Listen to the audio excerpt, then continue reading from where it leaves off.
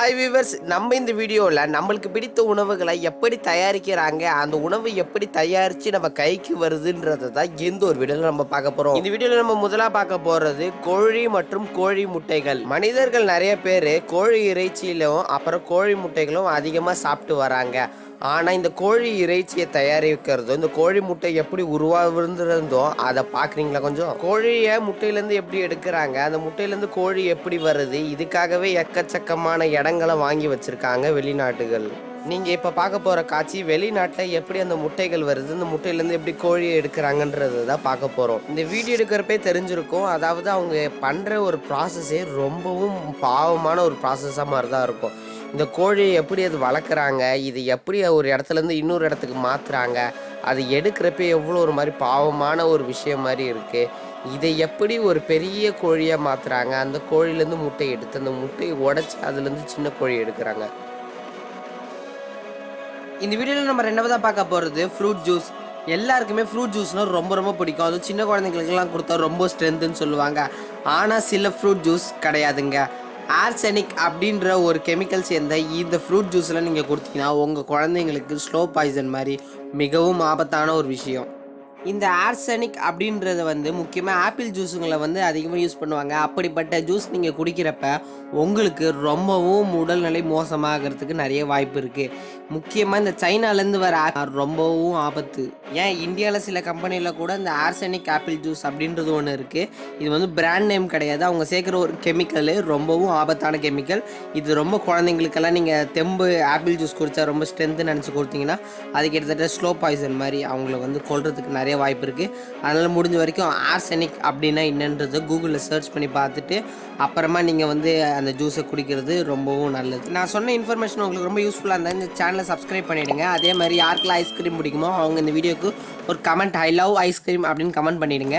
இந்த வீடியோவில் நம்ம மூணாவதாக பார்க்க போகிறது யாருக்கெல்லாம் ஐஸ்கிரீம் ரொம்ப பிடிக்குமோ அவங்க இந்த வெண்ணிலா ஐஸ்கிரீமை கன்ஃபார்ம் சாப்பிட்ருப்பீங்க. அப்படி அந்த வெண்ணிலா ஐஸ்கிரீமில் எக்கச்சக்கமான மேலே அந்த டாப்பிங்ஸு, அந்த நட்ஸு, நியூட்ரலா, அப்புறம் இந்த சாக்கோ நட்ஸு, கொக்கோ நட்ஸு, அப்புறம் இந்த கோன்லாம் வச்சு அழகாக சூப்பராக தருவாங்க.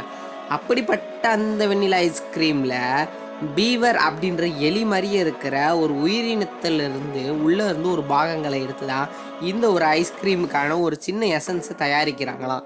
நான் சொல்கிறது ஃபுல்லாகவே அந்த பாகத்துலேருந்து எடுத்து அந்த ஐஸ்கிரீமை தயாரிக்கலை. இந்த ஐஸ்கிரீமில் வெண்ணிலா ஃப்ளேவரோட அந்த வெண்ணிலா எசன்ஸ்னு ஒன்று இருக்குல்ல, அந்த வெண்ணிலா எசன்ஸுக்கான ஒரு சோர்ஸை இந்த பீவர் அப்படின்ற ஒரு சின்ன எலி மாதிரி இருக்கிற இதிலேருந்து உடல் பாகத்துலேருந்து ஒன்று எடுக்கிறாங்களாம். அது எடுத்து பண்ணால் தான் ஏதோ ஒன்று வருமா.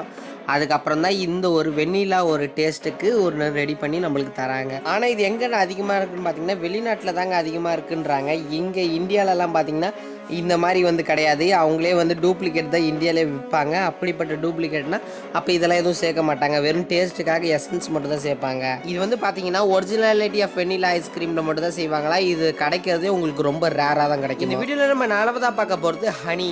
அதாவது எல்லாருக்குமே இந்த உலகத்தில் ஹனின்றது ரொம்ப ரொம்ப பிடிச்சிருக்கும். அது விலங்குகளாக இருந்தாலும் சரி, மனிதர்களாக இருந்தாலும் சரி. அப்படிப்பட்ட இந்த ஒரு ஹனி மலைங்களுக்கு மேலே உள்ள ஒரு சின்ன ஒரு மறைவான பகுதி, அதாவது குகை மாதிரி உள்ள இடத்துல அதிக மலை தேனீகள் சேகரித்தது தான் இந்த ஒரு தேன். இதை நான் சொல்லி தான் உங்களுக்கு தெரியணும்னு இல்லைங்க, இது உங்களுக்கே தெரியும்.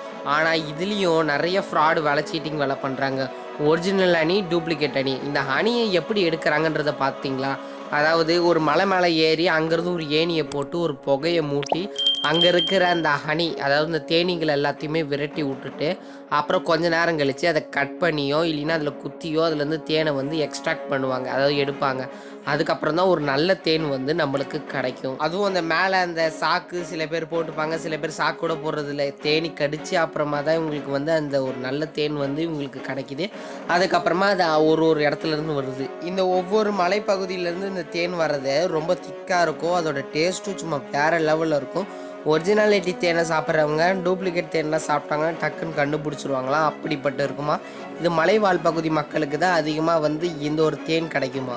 ஓகே காய்ஸ், இந்த வீடியோவில் எப்படி அந்த ஃபுட்டை எப்படி தயார் பண்ணுறாங்கன்றதை பார்த்தோம். இதே மாதிரி இன்னொரு சூப்பரான வீடியோவில் பார்க்கலாம். அதுவரை டாட்டா, பை பை, see you.